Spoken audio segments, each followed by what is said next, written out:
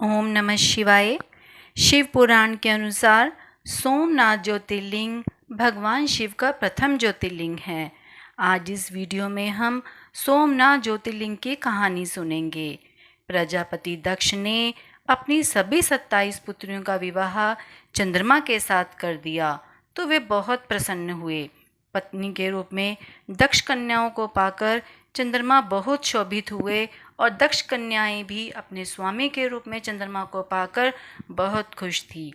चंद्रमा की उन 27 पत्नियों में से रोहिणी उन्हें सबसे ज़्यादा प्रिय थी, जिसको वे विशेष आदर तथा प्रेम करते थे। उनका इतना प्रेम अन्य पत्नियों से नहीं था। चंद्रमा की अपनी तरफ उदासीनता और उपेक्षा को देखकर रोहिणी के अलावा बाकी दक्ष पुत्रियां बहुत दुखी हुई।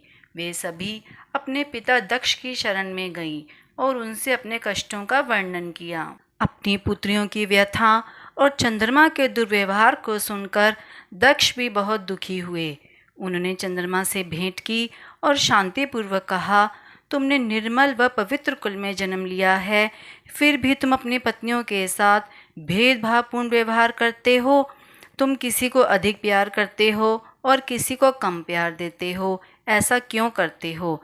अब तक जो व्यवहार किया है वह ठीक नहीं है, फिर अब आगे ऐसा दुर्व्यवहार तुम्हें नहीं करना चाहिए।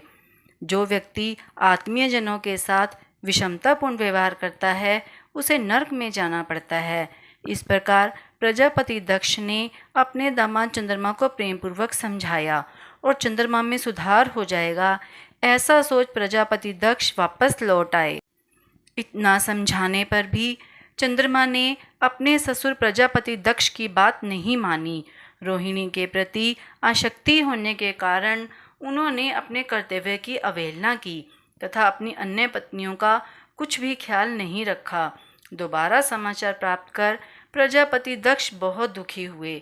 वे पुनः चंद्रमा के पास आकर उन्हें समझाने लगे। दक्ष ने चंद्रमा से न्यायोचित बर्ताव करने की प्रार्थना की।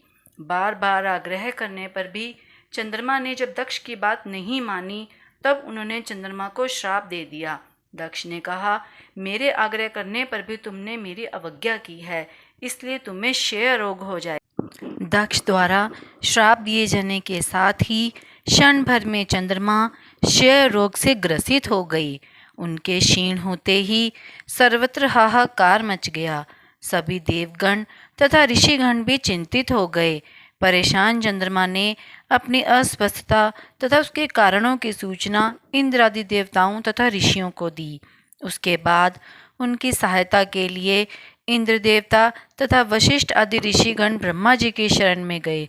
ब्रह्मा जी ने उनसे कहा कि जो घटना हो गई है उसे तो भुगतना ही होगा, क्योंकि दक्ष के निश्चय को पलटा नहीं जा सकता। उसके बाद ब्रह्मा जी ने उन देवताओं को एक उत्तम उपाय बताया। ब्रह्मा जी ने कहा कि चंद्रमा देवताओं के साथ कल्याणकारक शुभ क्षेत्र में चले जाएं। वहां पर विधि पूर्वक शुभ मृत्युंजय मंत्र का अनुष्ठान करते हुए श्रद्धापूर्वक भगवान शिव की आराधना करें। अपने सामने शिवलिंग की स्थापना करके प्रतिदिन कठोर तपस्या करें। इनकी आराधना और तपस्या से जब भगवान भोलेनाथ प्रसन्न हो जाएंगे तो वे इन्हें क्षय रोग से मुक्त कर देंगे।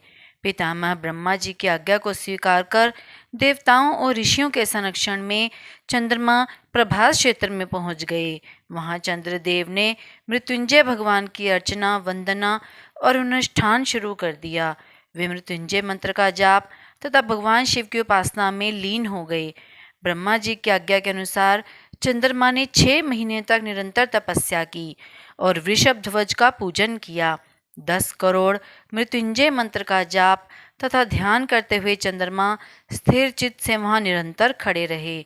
उनकी तपस्या से भगवान शंकर प्रसन्न हो गए। उन्होंने चंद्रमा से कहा, चंद्रदेव, तुम्हारा कल्याण हो। तुमने जिसके लिए कठोर तप कर रहे हो उस अभिलाषा को बताओ। मैं तुम्हारी इच्छा के अनुसार तुम्हें उत्तम वर प्रदान करूंगा। चंद्रमा ने प्रार्थना करते हुए कहा, हे देवेश्वर, आप मेरे सब अपराधों को क्षमा करें और मेरे शरीर के इस क्षय रोग को दूर कर दें। भगवान शिव ने तपस्या से प्रसन्न होकर चंद्रदेव से वर मांगने के लिए कहा। इस पर चंद्रदेव ने वर मांगा कि हे भगवान, आप मुझे इस श्राप से मुक्त कर दीजिए और मेरे सारे अपराध क्षमा कर दीजिए। इस श्राप को पूरी तरह से समाप्त करना भगवान शिव के लिए संभव नहीं था, अतः उन्होंने मध्य का मार्ग निकाला। चंद्रदेव, तुम्हारी कला प्रतिदिन एक पक्ष में क्षीण हुआ करेगी, जबकि दूसरे पक्ष में प्रतिदिन वह निरंतर बढ़ती रहेगी। इस प्रकार तुम स्वस्थ और लोक सम्मान के योग्य हो जाओगे। भगवान शिव का कृपा रूपी प्रसाद पाकर चंद्रदेव बहुत प्रसन्न हुए। उन्होंने भक्ति भाव पूर्वक शंकर भगवान की स्तुति की। ऐसी स्थिति में निराकार शिव उनके दृढ़ भक्ति को देखकर साकार लिंग के रूप में प्रकट हुए और संसार में सोमनाथ ज्योतिर्लिंग के नाम से प्रसिद्ध हुए। तो ये थी सोमेश्वर ज्योतिर्लिंग की कथा।